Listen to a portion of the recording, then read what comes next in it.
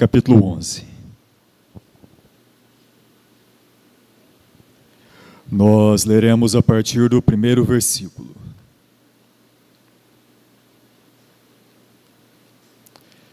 Gênesis 11, de 1 a 9.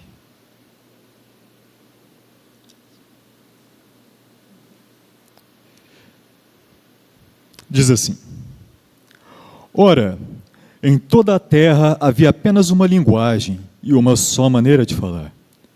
Sucedeu que, partindo eles do Oriente, deram com uma planície na terra de Sinar, e habitaram ali. E disseram uns aos outros: Vinde, façamos tijolos e queimemo-los bem. Os tijolos serviram-lhes de pedra, e o betume de argamassa.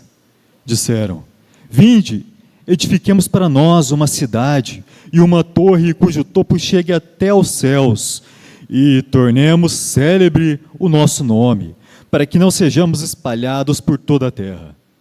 Então desceu o Senhor para ver a cidade e a torre, que os filhos dos homens edificavam. E o Senhor disse: Eis que o povo é um, e todos têm a mesma linguagem. Isto é apenas o começo. Agora não haverá restrições para tudo quanto intentam fazer. Vinde, desçamos e confundamos ali a sua linguagem, para que um não entenda a linguagem de outro. Destarte, o Senhor os dispersou dali pela superfície da terra, e cessaram de edificar a cidade. Chamou-se-lhe por isso o nome de Babel, porque ali confundiu o Senhor a linguagem de toda a terra. E dali o Senhor os dispersou por toda a superfície dela. Vamos orar. Pai, nós louvamos novamente o seu nome. Nós louvamos ao Senhor, meu Deus, porque a tua palavra foi lida, o Senhor nos trouxe até aqui, o Senhor nos proveu, meu Deus, da sua graça, do seu ensino e da sua misericórdia. Mesmo que nós sejamos tão tardios em ouvir, tão simples para entender, mas o Senhor vem novamente, meu Deus. Vem trazer a sua palavra a nós e vem falar da sua vontade para conosco. Pedimos que o Senhor guarde o nosso coração e o quebrante, meu Deus, para ouvir ao Senhor, para aprender e entender da sua vontade e para que possamos carregar, meu Deus, em nossas mentes e em nossos corações a sua palavra. Em nome de Cristo Jesus. Amém. Irmãos, nós olhamos no nosso dia a dia, ainda mais em tempos de notícias tão rápidas, que chegam até nós em alguns minutos. Rapidamente nós vemos as notícias que ocorrem do outro lado do mundo, aquilo que acontece de bom e aquilo que acontece de pior. E quando nós olhamos para a situação do nosso mundo, nós encontramos muitas vezes alguns tiranos entre os homens, principalmente quando olhamos para grandes nações que têm poder, que têm domínio, que podem decidir o futuro, seja do seu próprio povo, seja de vários outros povos, com algumas palavras, com alguns movimentos. Parece que eles têm um grande poder em suas mãos. Às vezes, nem tão grandes assim. Podemos olhar ao nosso próprio redor e ver pessoas que às vezes recebem algum poder e rapidamente tem aquilo que é chamado de síndrome do pequeno poder, não é? A oportunidade de organizar uma coisa logo se torna uma grande autoridade pelo qual ela tiranamente dá as ordens e arrasta as pessoas da maneira que ela quer. Um pequeno poder, mas que na mente dela é a grande oportunidade de tomar uma posição sobre os demais, colocá-los da maneira que ela gostaria que eles fossem. Nós olhamos para um mundo que, como eu disse, às vezes tem pessoas tiranas e cruéis, mas que às vezes tem pessoas também que tem aparentemente alguma fé. Aparentemente não se encaixa na mesma situação desses tiranos e pessoas terríveis, porque elas até confessam a Deus, elas até se dizem cristãs, mas como nós, em um país que se diz majoritariamente cristão, vemos muito da fé que se tem, às vezes é nominal, é uma identificação, é uma cultura, às vezes alguma coisa que se concorda, mas na vida de fato aquilo não é uma realidade que ela considere tanto assim. É uma identificação que tem para si mesmo. Quando nós olhamos a uns 150, 200 anos atrás, podemos ver grandes impérios como o Império Britânico. Era o império no qual o sol não se punha. Ele tinha terras por todo o planeta. Então, se o sol se pôsse em uma parte do Império Britânico, hoje aí a Inglaterra, o Reino Unido, tinha uma outra parte que o sol estava amanhecendo. Grande e poderosa nação. Nesse tempo, como eu disse, esse império teve grandes cristãos também. Pessoas que atuaram não só dentro daquelas terras, mas que saíram para terras estranhas que o próprio império tinha tomado, para levar a mensagem do Evangelho, para falar às pessoas de Deus. Elas iam, elas tinham uma fé real e elas tinham uma fé verdadeira. O próprio império se identificava como cristão. O próprio império dizia muitas vezes que ia e tomava essas terras justamente para levar a Cristo. E é claro que no meio dessas pessoas, tinham algumas que realmente queriam levar a Cristo. Mas, por outro lado, nós vemos um império também que, quando coloca as suas mãos e o seu poder e a sua influência na região da China, começa a incentivar ali o tráfico de ópio. Começa a ganhar muito dinheiro com ópio, que era usado como droga. E aquele império que se diz cristão e que realmente tem muitos bons cristãos, vê o próprio governo chinês indo contra ele, porque estava acabando com a população. A população estava se lançando às drogas, se lançando ao ópio, deixando de trabalhar por conta do vício. E o que o império faz? Se agarra aos seus valores cristãos? Não, vamos começar uma guerra. Porque nós precisamos manter a receita do ópio. Aparentemente, ligado a Deus, mas quando olhamos para certas coisas, não tanto assim. Talvez por nome, talvez alguns valores, talvez vá até a igreja, mas naquela conduta, na forma de tratar os povos que estavam sob o seu domínio, o seu lucro era o mais importante. Nós olhamos para o nosso mundo que se vê inflamado e com medo de pessoas poderosas e pensamos, isso persistirá para sempre? Continuará para sempre? Talvez não precisamos ir tão longe, né? Olhar as notícias, podemos olhar aos nossos próprios corações e mentes que voltam-se para Deus uma hora, e uma hora, como tiranos, se lançam aquilo que querem, sem se lembrar, sem se importar com Deus. O que Deus pensa sobre isso? O pequeno tirano que toma as nossas mentes e os nossos sentidos, não se importa. Ele tem um desejo forte e ele segue. Continuará isso para sempre? O povo pecou, desencaminhou-se, criou um mundo de pecado e devassidão, e Deus fez o quê? Olhou e disse, não há justo nessa terra. Até que ele se lembrou de Noé. Chamou Noé e disse, eu trarei um dilúvio sobre a terra e tirarei a vida de todos esses. E Deus o fez. Salvou Noé, salvou a sua família, mas quanto ao restante daquele mundo, ele expirou. Deus disse que não faria novamente aquilo. Não traria. não traria novamente a sua ira sobre os homens daquela maneira. E ele abençoa a Noé e a sua descendência, diz: vão agora, tenham filhos, encham a terra. Eis aí a nova oportunidade dos homens, a nova oportunidade desse povo de agora caminhar bem novamente.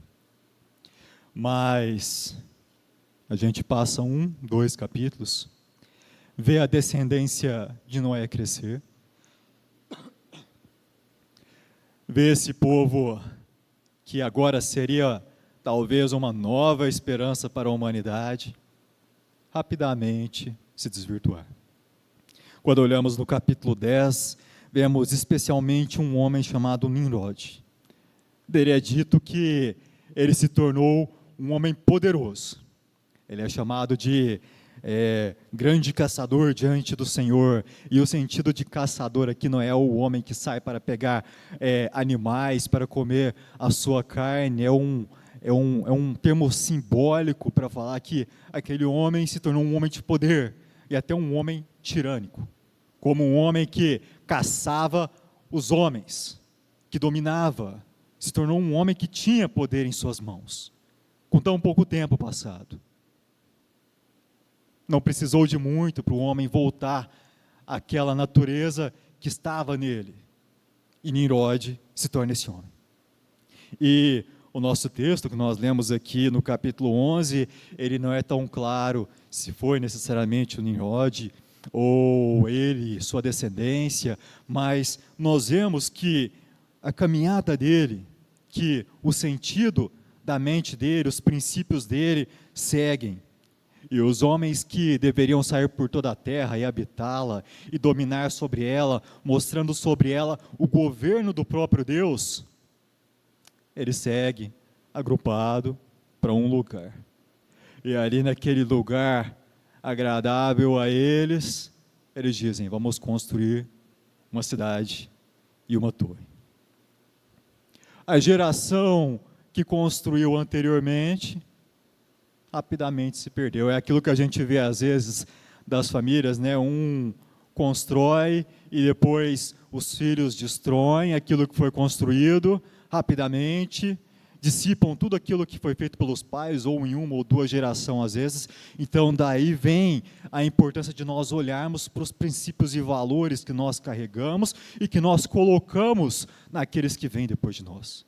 Precisam ser sólidos, precisam ser bem estabelecidos, precisam ser bem feitos e bem ensinados, porque uma geração é suficiente para destruir tudo o que estava sendo antes feito.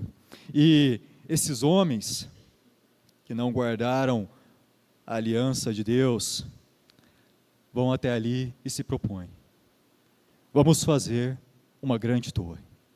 Para que essa torre? Para que não sejamos espalhados pela terra. Ora, o princípio era que eles dominassem toda a terra. Eles não constroem uma torre para dar suporte àquilo que Deus tinha dito para ser feito. Eles constroem justamente pelo contrário, para que eles não fossem espalhados pela terra. E nesse caso aqui de ser espalhado pela terra, perde-se até um pouco do mandamento de Deus. Porque, pelo sentido, a estrutura que o texto vai nos mostrando aqui, parece que a grande preocupação não é nem que Deus viesse espalhá-los pela terra, mas que, quem sabe, outras pessoas pudessem fazer ali, eles formavam aqui um grande grupo, uma maioria, mas outros dissidentes ali pudessem fazer confronto contra eles e, no sentido de espalhar pela terra, ou seja, tomá-los e dissipá-los do domínio deles ali.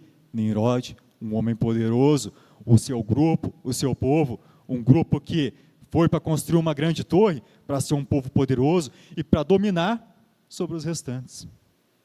Ali então eles centralizariam o seu poder, centralizariam a sua força sobre eles mesmos e sobre qualquer outro tipo de dissidente, qualquer outro que pudesse ter um interesse ou alguma vontade diferente deles.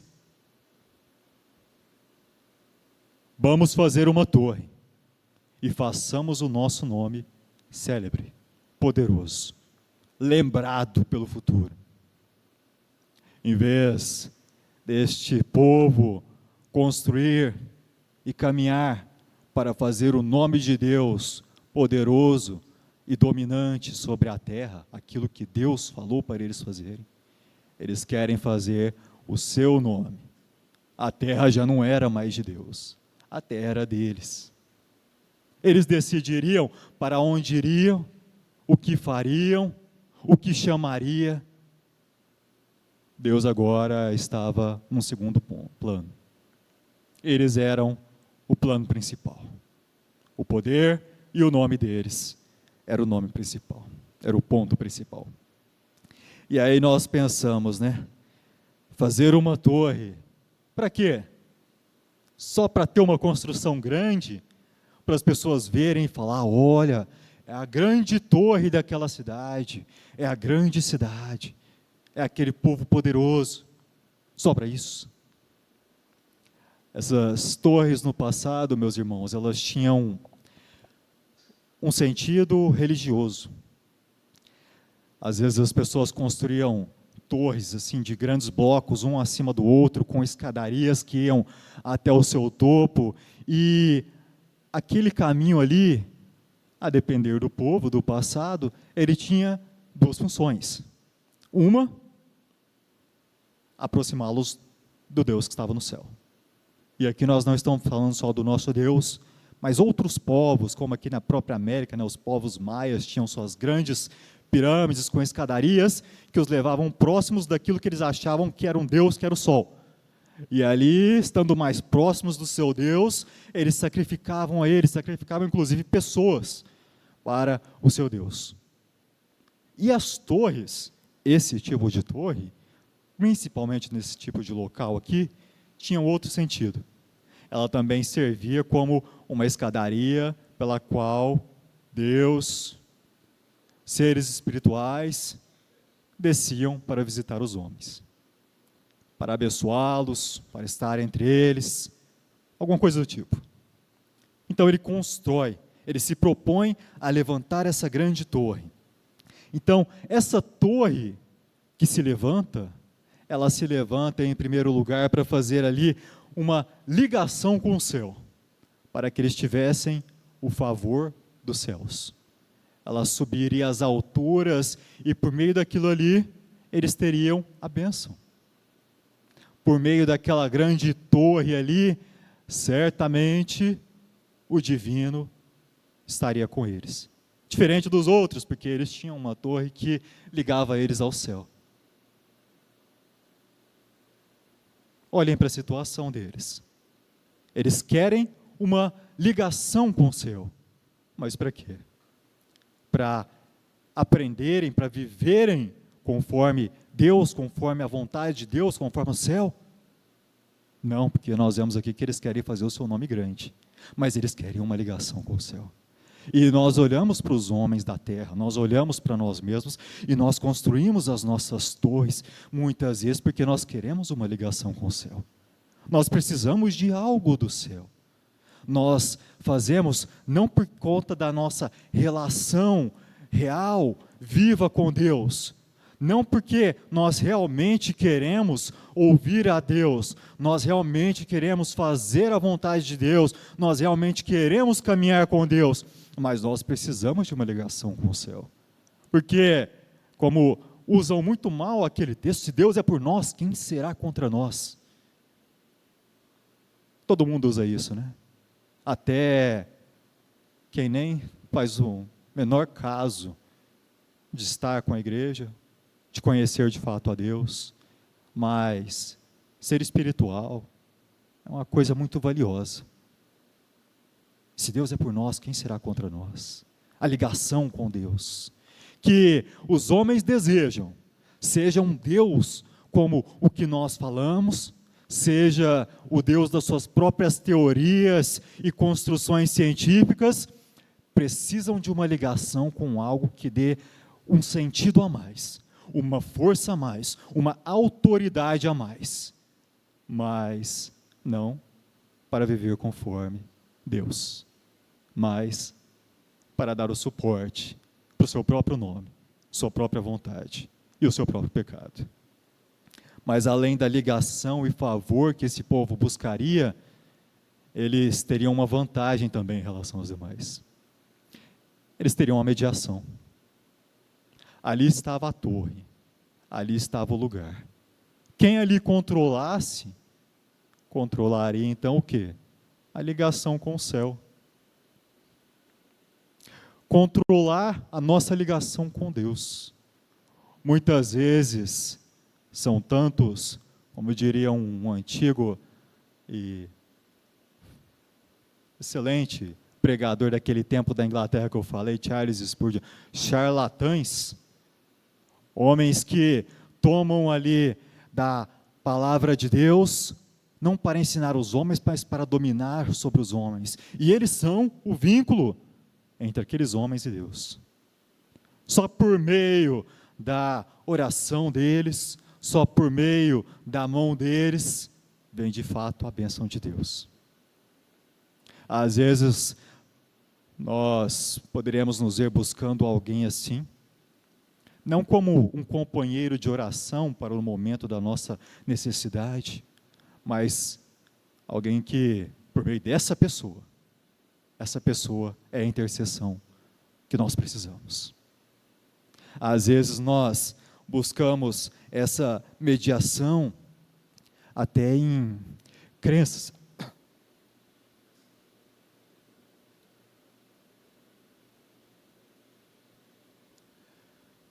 Até em crenças próprias de que uma determinada coisa que nós fizermos para Deus, então ela servirá meio que como aquele ponto de ligação entre nós e Deus, que nos fará devidamente dignos de sermos ouvidos por Deus.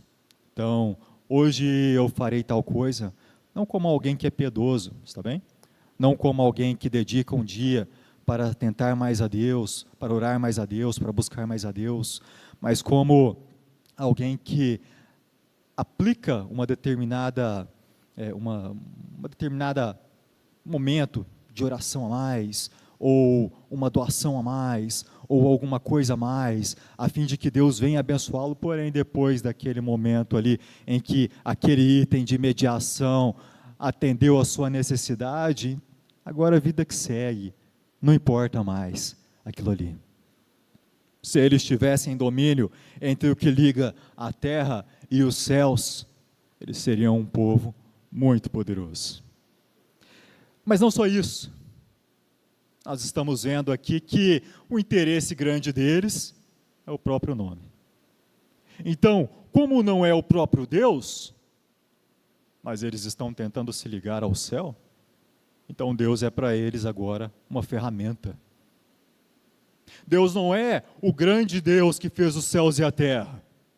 Não é o Deus que derramou o dilúvio sobre a terra e tirou a vida da terra. Não é o grande Deus. Ou talvez até seja o grande Deus, mas só enquanto Ele é a ferramenta que eu preciso. A ferramenta que eu preciso para fazer o meu nome grande, para fazer aquela cidade grande, para fazer um povo grande e poderoso. Deus como ferramenta. Ele é ferramenta para nações, Ele é ferramenta para lideranças que desejam alcançar um certo fim de benefício para si e usam o nome de Deus, seja para enriquecer, seja para ficar famoso, seja para o que for. O Deus como ferramenta para nós, que eu preciso ir na igreja para que Deus me abençoe, porém, o que eu disse anteriormente, a relação com Deus não importa. É essa relação de ganho. Eu entrego algo para Deus, para que Deus me devolva o que eu desejo.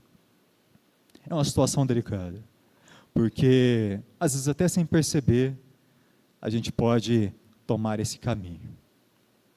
Pode se esquecer de viver com Deus como um Deus realmente vivo, que guia os nossos caminhos, que corrige a nossa direção, que nos leva para próximo de si como Pai, como amigo e também como Senhor, e carregamos Ele como a ferramenta, como o adereço que é parte da nossa personalidade, ou é aquilo que nós precisamos no momento, até que não seja mais tão interessante assim viver como um cristão, ter uma fé real, ter uma fé viva. Mas não só como o problema e a questão de Deus como ferramenta, quando tornamos-nos nós mesmos o objetivo final da nossa relação com Deus, como esses homens faziam ao tentar chegar ao céu, tentar conseguir esse favor, no final das contas, tendo todo o favor, a ligação, sendo a mediação, tendo esse poder em mãos, sem ser para servir, para aprender e para estar com Deus, no final das contas, nós nos tornamos os nossos próprios deuses.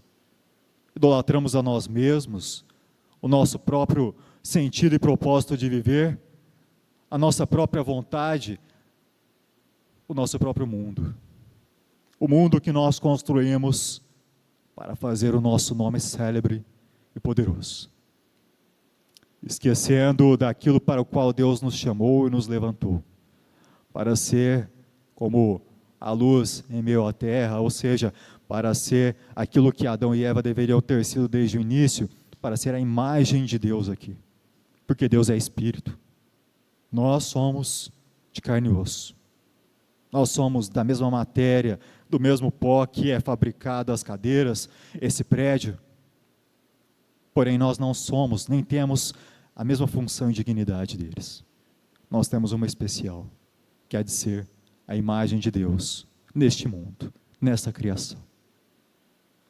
Em vez de sermos isso para a glória de Deus, somos para o nosso nome, para a nossa grandeza, como povo, como pessoas, esquecendo novamente do Senhor.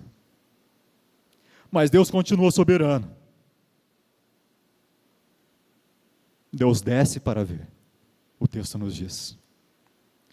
Deus desce, vai ver a cidade, a torre que os homens estão construindo, e quando ele vê aquilo que está sendo feito ali, ele olha para os homens, todos ainda têm uma mesma língua, estão unificados, estão trabalhando ali em conjunto e têm poder o suficiente para dominar e submeter qualquer um que tenha qualquer intenção diferente da deles.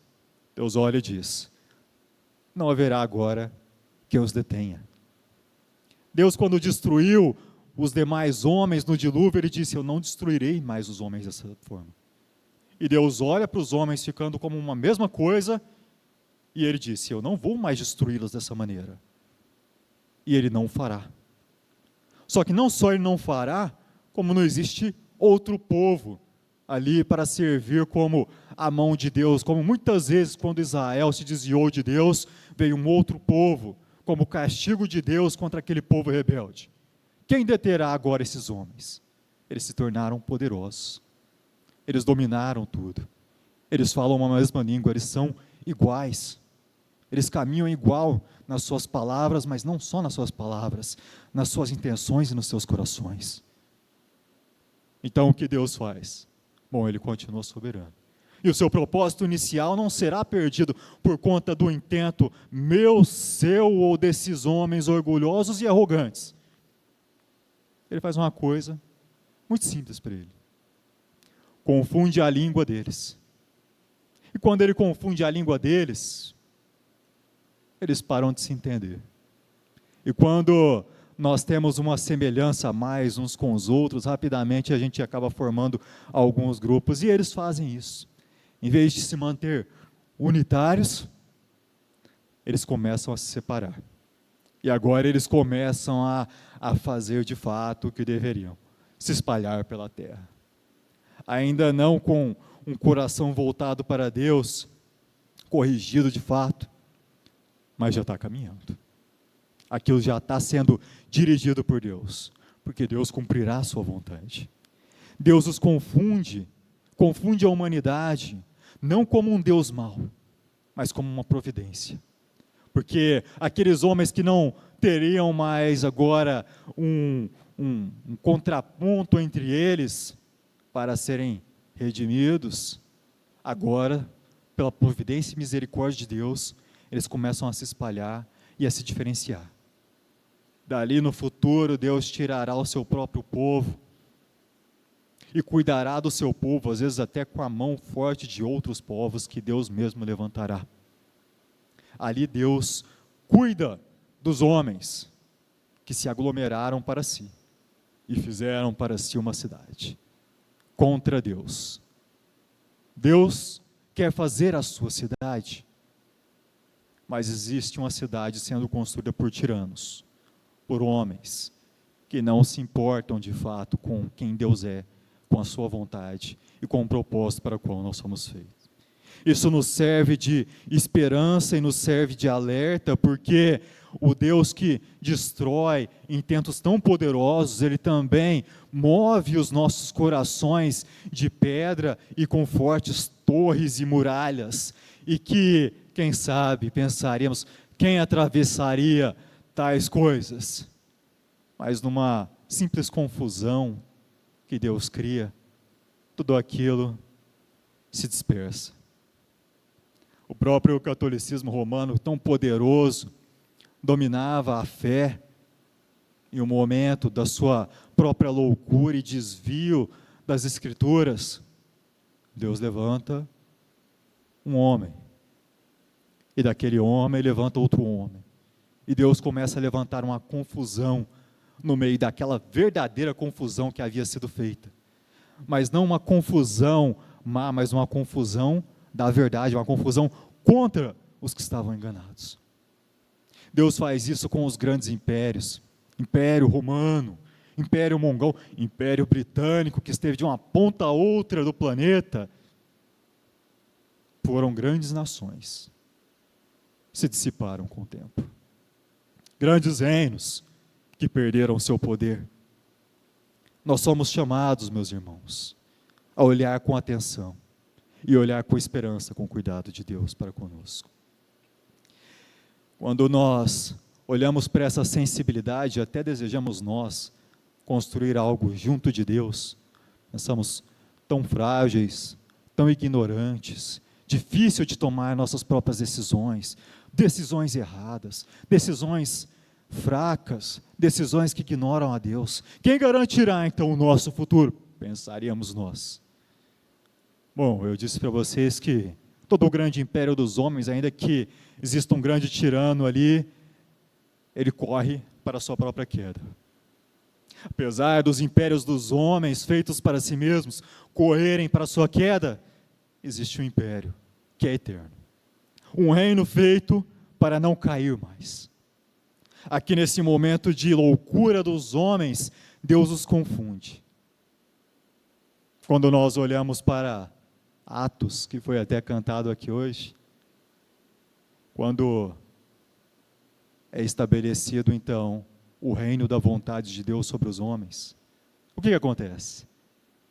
Os homens estão ali a orar, os discípulos de Cristo, à espera do Espírito que foi prometido para eles. Então vem o Espírito, e aqueles homens começam a falar em outras línguas. E aqueles que estavam ali na cidade, ouvindo aqueles homens, olha, eles não estão falando as nossas próprias línguas? Olha que interessante. Um povo que se desvia de Deus é confundido, mas um povo que é agarrado por Deus, está com Deus. Quando Deus vem entre eles, as línguas que eram diversas naquele lugar, agora todos entendem o que está sendo dito, o que Deus está falando para eles. Quando o Espírito de Deus vem sobre aquelas pessoas, a língua se torna compreensível. Porque no reino eterno, a confusão se dissipa. É o reino de Deus, o reino do Cristo. Então, meus irmãos, nós que agora estamos no tempo do reino de Cristo, levantado pelo próprio Cristo, que Ele sim é a verdadeira torre, a verdadeira escada, que nos liga com Deus, que faz a mediação entre nós e Deus, que faz um caminho pelo qual o Espírito de Deus vem até nós, e pelo qual nós podemos nos achegar, e até ter Deus conosco. Agora sim, esse é uma cidade, essa é uma cidade, essa é uma torre, pela qual vale a pena nós levantarmos os tijolos, colocar um sobre o outro, do reino de Cristo, que domina sobre nós, e que vem a dominar toda a terra. Esse reino, que já foi feito por Cristo, mas que continua a se edificar dia após dia, até o momento em que Ele vem a tomar conta dos feitos dos homens, ele aparentemente concorre com outro reino, o dos homens que não creem em Cristo. Aparentemente apenas, porque como Deus dominou soberanamente, o de Cristo também domina soberanamente. A esse reino, por mais que nós olhemos em volta e pareça que ninguém poderá tirar esses homens corruptos, tiranos, malignos, esse reino é o verdadeiro eterno. O desses malignos e corruptos homens não durará por muito mais. Nem o deles e nem os nossos. Nem os nossos próprios pecados, nem o castelo que fazemos dentro de nós contra Deus, durará quando o seu Espírito vem e retira toda a confusão que antes ali estava. Esse é um reino, meus irmãos, pelo qual vale a pena. Eu espero que seja o reino pelo qual nós estamos aqui, o reino de Cristo, pela sua vontade, pelo seu propósito, pelo seu domínio, para que nós sejamos de fato a imagem de Deus entre os homens, a imagem e a representação do Deus vivo por toda a terra. Que Deus nos abençoe, que Deus nos lembre que nós somos o seu próprio templo e a sua própria torre. Vamos orar. Senhor Deus, nós te agradecemos e nós te louvamos. Louvamos ao Senhor, meu Deus, porque o Senhor olha para homens, meu Deus, tão confusos e ignorantes. O Senhor olha para nós e se lembra de nós, meu Deus, com a sua misericórdia. Não para nos destruir, meu Deus, mas para nos socorrer de nós mesmos, da nossa própria ambição, da nossa própria corrupção, do nosso próprio pecado. O Senhor se lembra de nós e, em vez de nos deixar, meu Pai, com as torres, com a glória que buscamos, o Senhor envia aquele que é a verdadeira torre de ligação entre nós e o Senhor. Aquele que é realmente o nosso castelo forte, aquele que realmente é verdadeiro, justo e eterno. Envia a Cristo, meu Deus, e constrange as nossas mentes, a nossa vontade pecaminosa, quebra os nossos corações e nos leva para Ti. Tira de nós a confusão de Babel e coloca a luz do Seu Espírito. Nós Te louvamos, meu Deus. Pedimos que o Senhor continue a edificar essa cidade, continue a edificar a nós mesmos, Senhor, como templo, como povo, como morada do Senhor, meu Deus. Continue a guiar-nos pelo seu caminho de vida e de justiça, a conceder-nos a perseverança para que os dias maus, Senhor, os dias negros e escuros, não sejam perpétuos, não sejam para sempre diante de nossos olhos, que às vezes perdem o foco e a direção. Que a sua luz brilhe, Pai, que a sua direção esteja nos nossos pés, que o seu Espírito remova, Pai, a confusão de nós. Em nome de Cristo que nós te pedimos. Pedimos que continue a guardar a nossa noite, a guardar, Pai, a esta igreja, a guardar as nossas famílias, meu Senhor, e esse restante de semana, para a sua glória, para a sua vontade, para que o seu nome seja reconhecido em toda a terra e seja reconhecido em nós. Em nome de Cristo Jesus. Amém, Senhor. E amém.